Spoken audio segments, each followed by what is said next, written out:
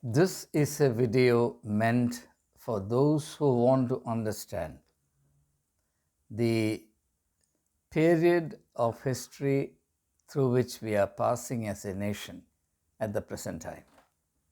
Welcome, Swagadam, Vanakkam.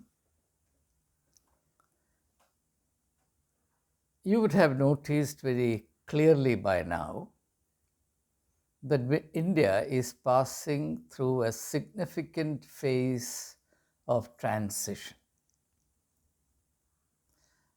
Those of us who are used to watching patterns in history, particularly the pattern of change in which one age gives way to another, would find the present situation in India extremely fascinating.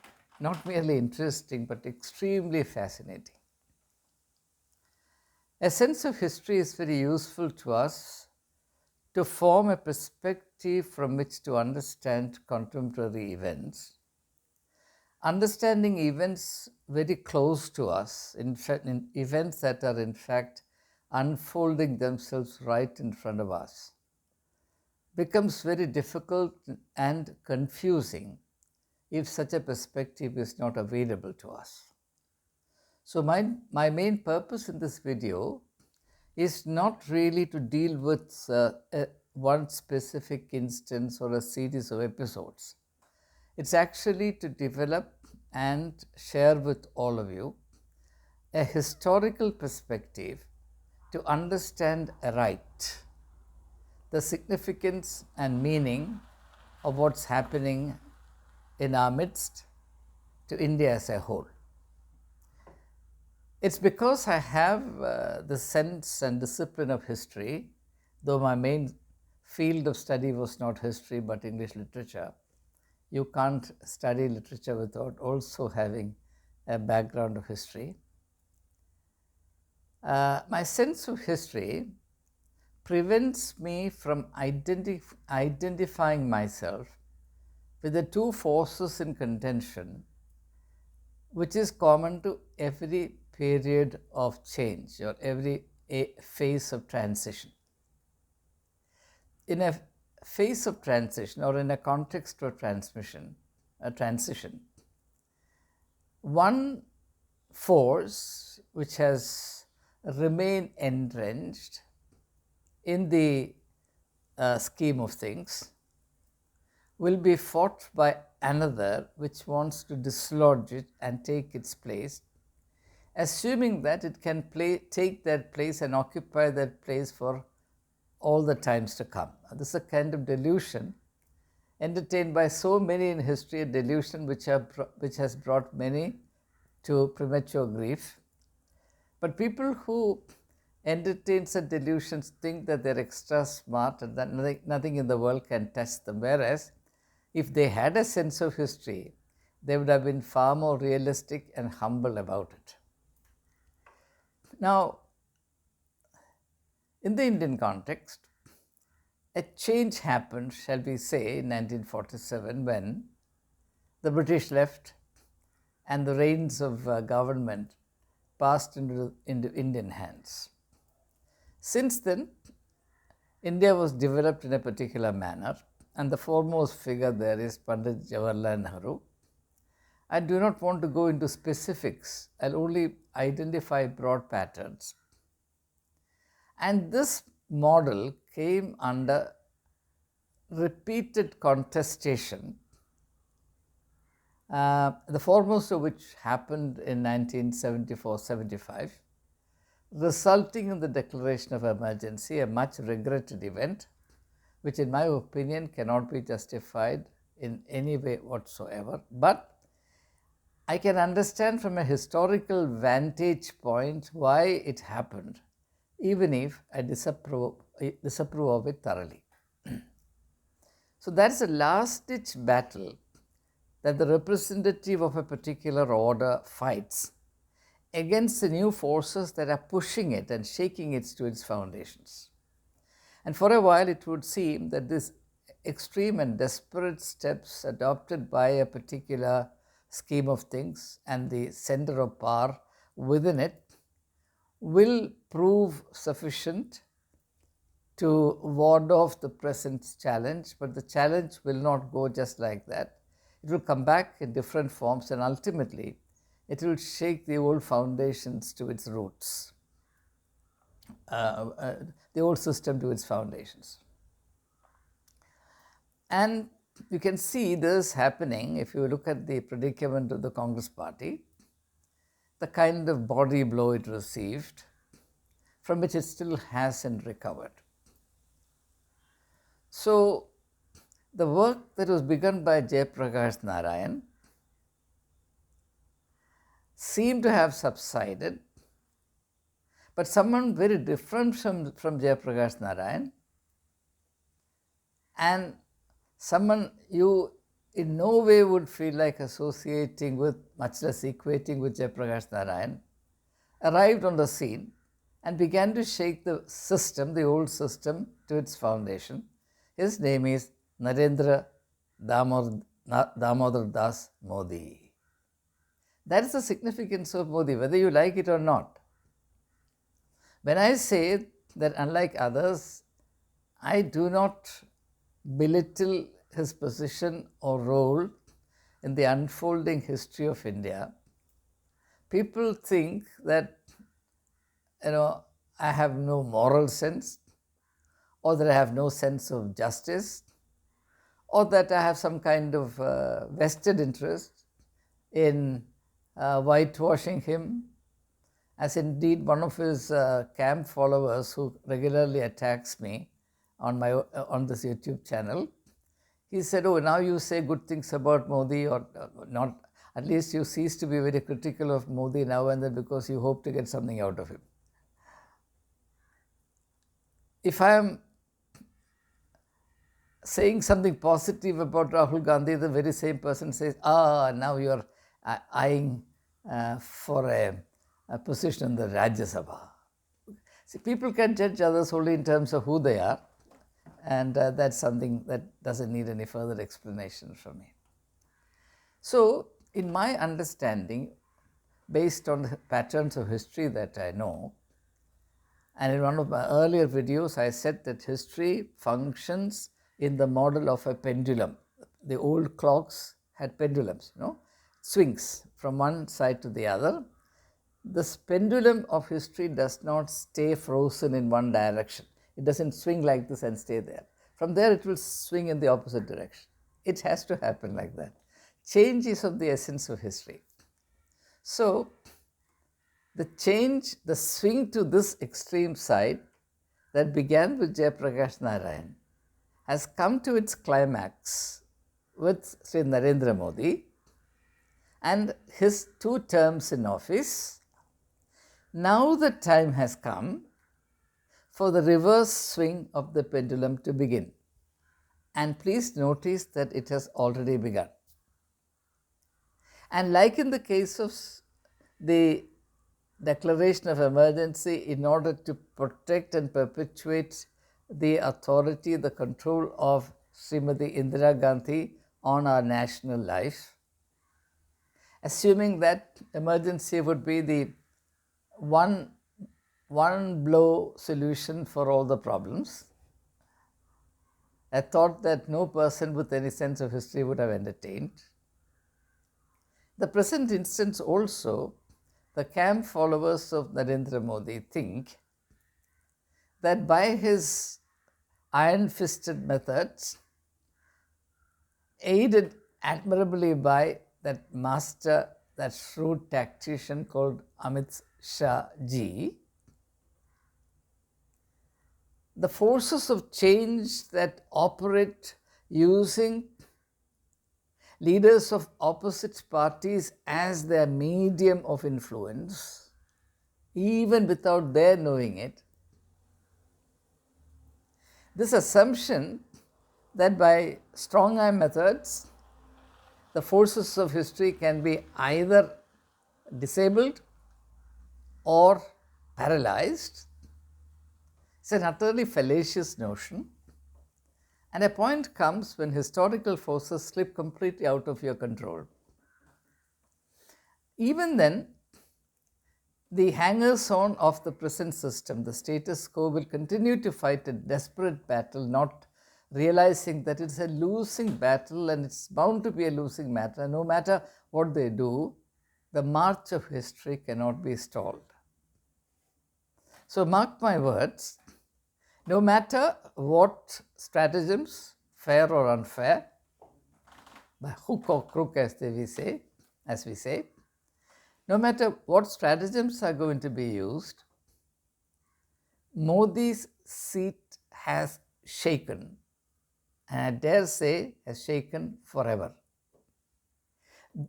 I'm not saying that his government will fall tomorrow, day after tomorrow. In fact, I would be rather surprised if the present government does not last its full term. But that's it. That's it. The more the present government stays in power, the more it will intensify and strengthen the forces of history that will sweep the present central players in the political map of India out of sight. That is the peculiar logic of history.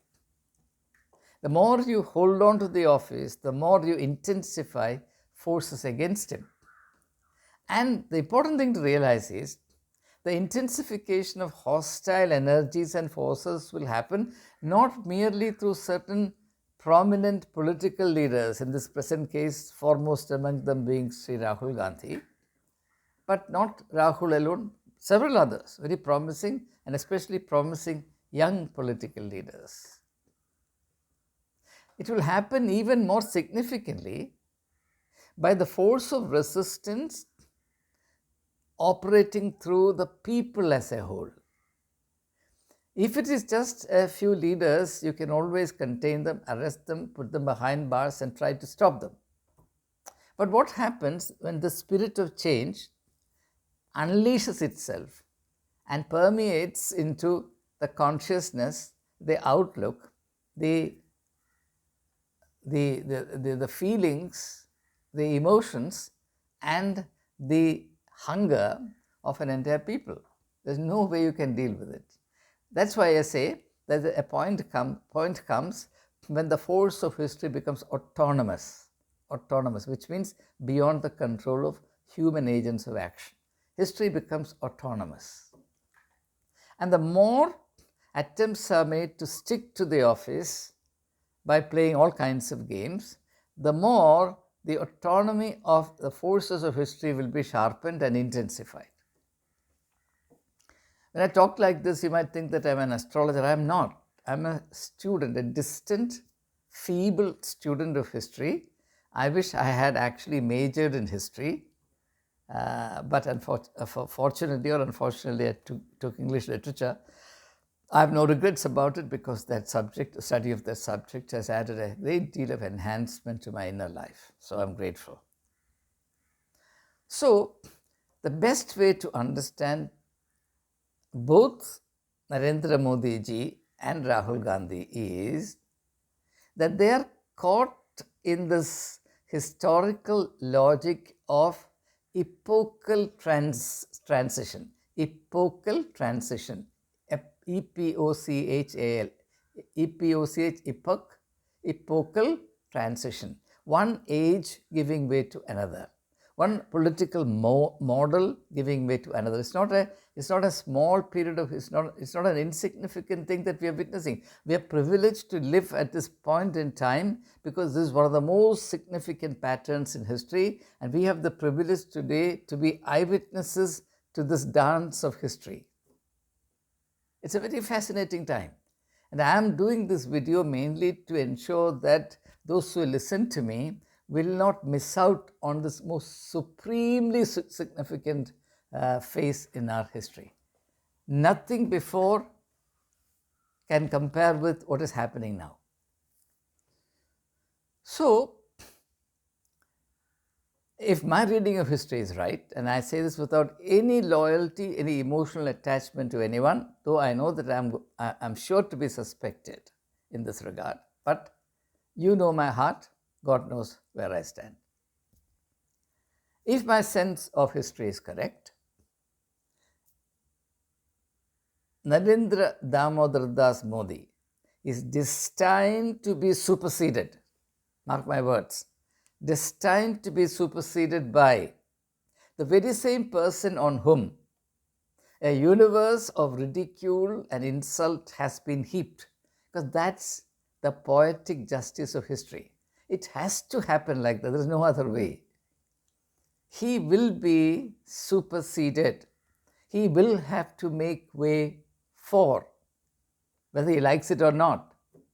No matter what he does, no matter how hard he fights, no matter what stratagems he resorts to, this is inevitable, it's bound to happen if the pattern of history is correct.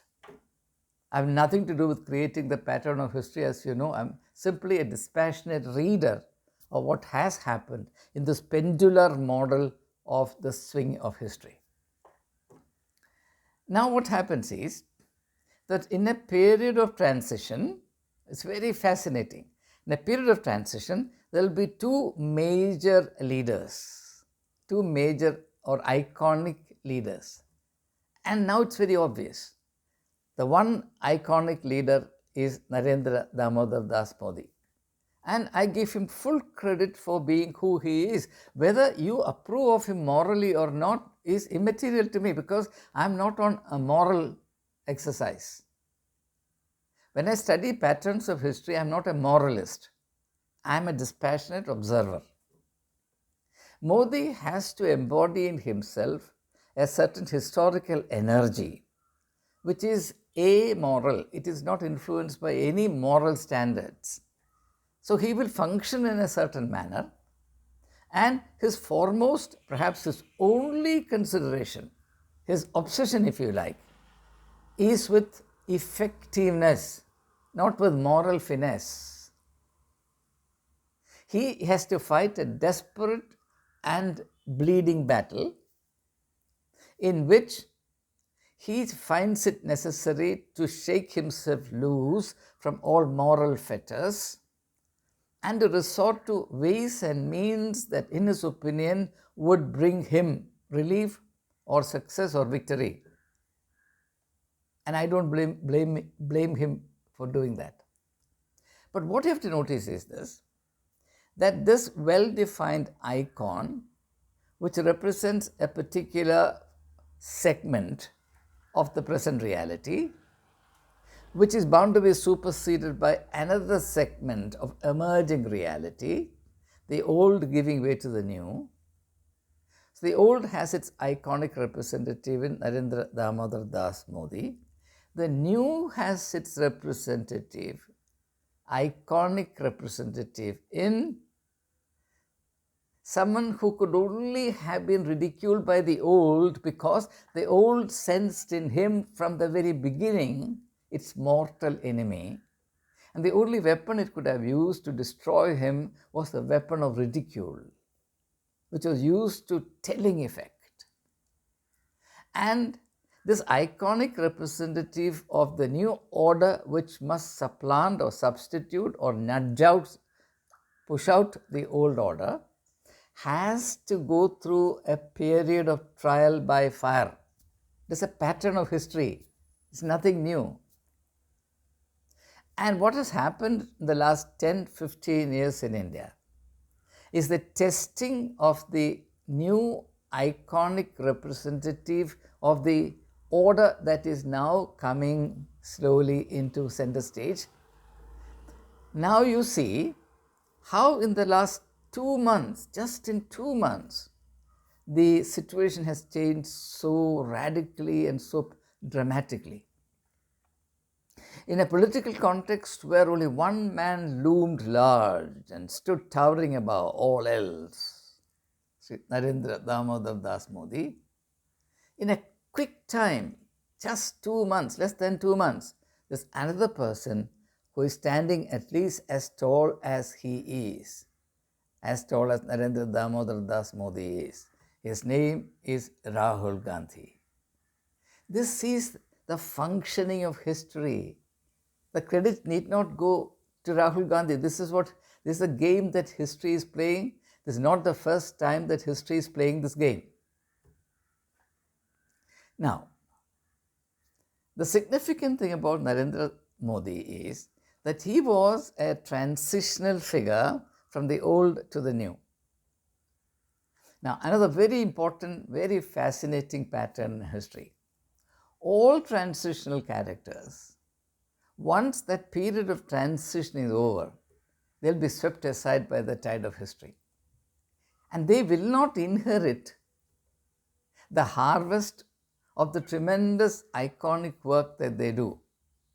Now, here let me give you a few historical illustrations to make this important point clear. India's freedom struggle was led admirably by Mahatma Gandhi. But he did not live long to see the fruits of it. He was assassinated on the 30th of January 1948. Because Gandhi, the person, the Mahatma that he was, became anachronistic in the new India after the British had left. Ironically and paradoxically, Gandhi's relevance to India was limited strictly to the time the yoke of slavery was on India's neck. After that, Gandhi became anachronistic. So in one sense, Nathuram Vinayak Godse was doing just the cleaning up operation. And that's how he himself felt, cleaning up operation. We may say that the Mahatma is our father of the nation, etc. He is our inspiration. Frankly, there's no element of truth in it. Nobody cares for the Mahatma, including the Congress party. Nobody does. Nobody does. It's a fact. We have put him there, and there he sits. The affairs of the country go in another direction because we have scant respect for and no value for what the Mahatma lived and died for. That's another issue. Let me not go into that direction now because it will be difficult to come back from there. So, Narendra Damodar Modi was the transitional figure from the post-independent model to a new model, the model of secular democracy, to something like Hindu Rashtra, because all said and done, secular democracy has its own serious problems and flaws. This is not the occasion for me to deal with them. Maybe on another occasion I will pay some attention to it. Certain issues had to be tested out, which they never were. And I give to BJP, the Sangh Parivar, the credit for creating the framework, the matrix within which just testing out some of the dogmatic assumptions happened somewhat forcefully, whether you like it or not. That too is a historical imperative. The point I want to make is this. In no period or epochal transition period in history, the agents who brought about the change survived into the new system. Their relevance is exhausted the moment the old is replaced by the new.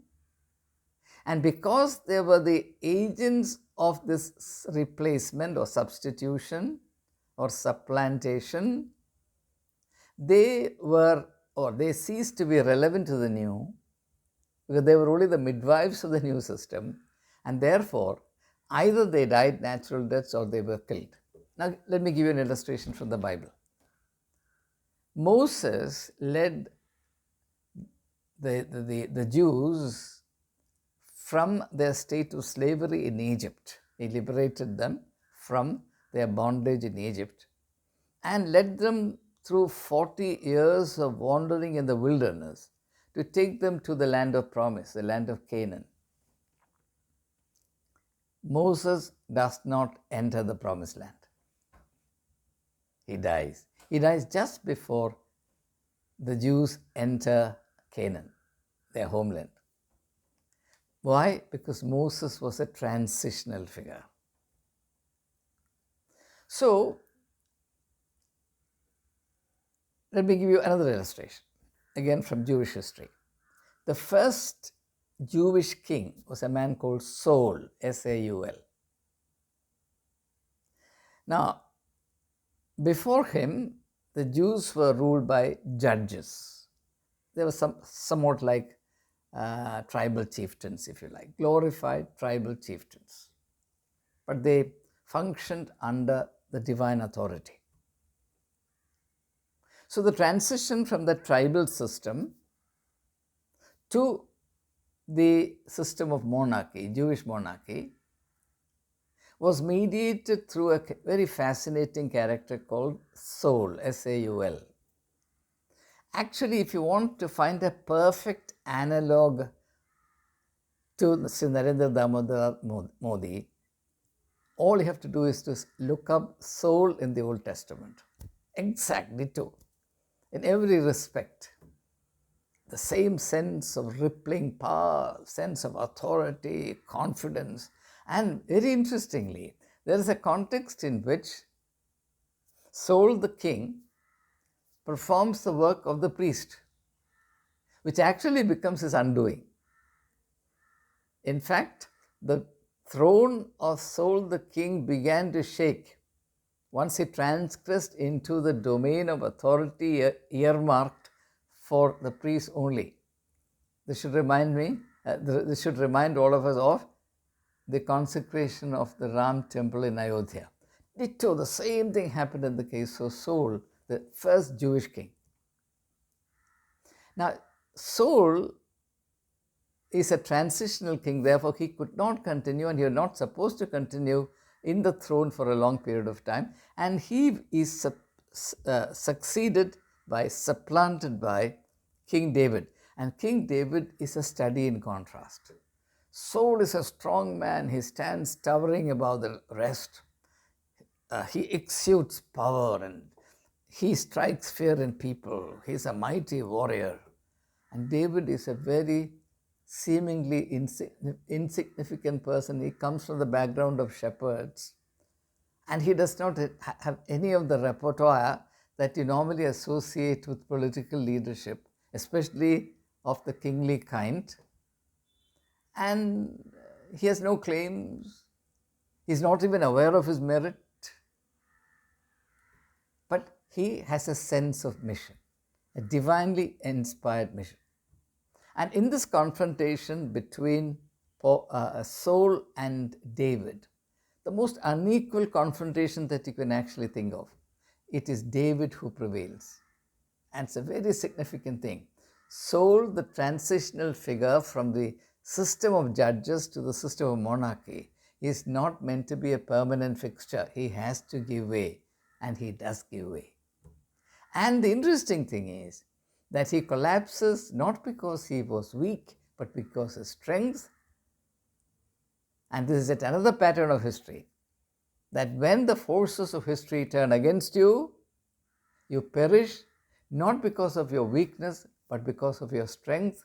Your strength turns against you and becomes your enemy and the means of your undoing. All these patterns you can see, and it's fascinating if you keep all this in mind and look at the contemporary flow of events. So the contrast that there already was in the Old Testament between Saul the king and David the king, the incredible contrast, is replicated in our context through the contrast between Narendra Damodar Modi, the mightiest of leaders, the leader who exudes power and who can strike chill into the souls of 140 crores Indians, by a very ordinary looking, innocent, Pappu-like, if you like, young chap called Rahul Modi. So the old system will look at the harbinger of the new system only through eyes of contempt, and that pattern is so very clearly enacted before us, was being enacted before us these 15 years. So you see how amazingly fascinating it is. So if this pattern that I have now identified in history is correct, if it holds, surely, the turn of tide has happened, has begun. Turn has begun. It has not concluded, just begun. It will take time. In history, everything takes time. And this turn will continue and consolidate itself. And already a shift on the ground has become palpable. And there are various indications to this. For example, Google reports, and the Google is unequaled by any other as a search engine and as a medium for warehousing information. Google reports that far more people visit the sites associated with Rahul Gandhi than the sites associated with Narendra Modi. It's a very significant revelation. Secondly, the per video, now imagine videos relating to these two characters, these two heroes of our times, Modi and Rahul Gandhi. Now, if there are, say, 50 videos about Rahul Gandhi, there are 200 videos about Narendra Modi. That's a kind of disproportionate, quantitatively disproportionate occupation of cyberspace by these two characters. Because one has enormous resources and large following, etc. as of now. The other is a newcomer. He does not have any of these advantages. But his advantages are, lack of resources are being taken care of by the people on their own initiative. I don't think it's the party people doing it. The Congress party, I know, is not capable of it. Now, it's interesting that the per video viewership of Rahul Gandhi's videos is greater by 3 times the per video viewership of Modi videos. That is to say, if a Modi video is seen by 100 people, a Rahul video is seen by at least 300 to 400 people, though the number of videos produced far exceeds from the Modi side as compared to the Rahul Gandhi side. But the per video viewership is far greater as far as Rahul's side is concerned. Now, this is a very significant thing. And all these things are actually done by individuals, citizens on their own initiative, as though they are inspired by the forces of history. I don't want to specifically mention any one of them. They are all known to you. So let me avoid that. So, very, very fascinating times, incredibly fascinating times. And it will be interesting and intriguing to wait and see how things play out. One thing you would have noticed by now, and that is, things are obviously slipping out of the hands of the Modi-Shah combine. The recently concluded bypoll elections, bypoll results of 13 assembly seats in 7 different states. It's a clear indication that things have begun to slip out of the iron fist of this duo. That is very, very true to the historical pattern.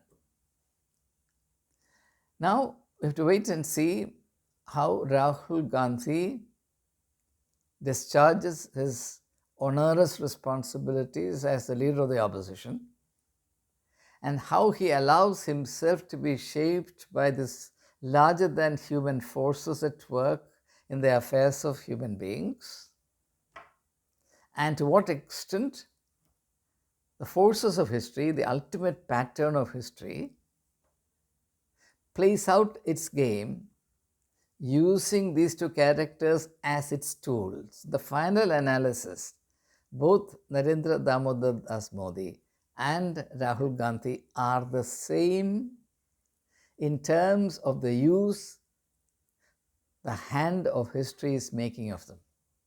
So if you look at them from a historical perspective, one is not inferior to the other, one is not less significant than the other. They are mere tools in the hand of history. History has set its own course, and no man is strong enough to compel history to divert its course, because history does not flow according to the whims and fancies of politicians.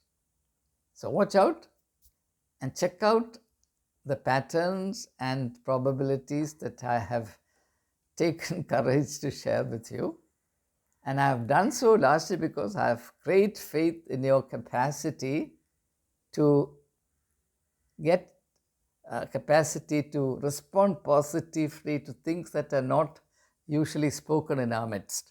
I dare say that from no other social media network, from no other mainstream channel, from no other print media publication can you get the kind of insight that I've included in this video in particular. Many other videos, but this is the most significant video I have done as yet, and I have so far done more than 1,400 videos.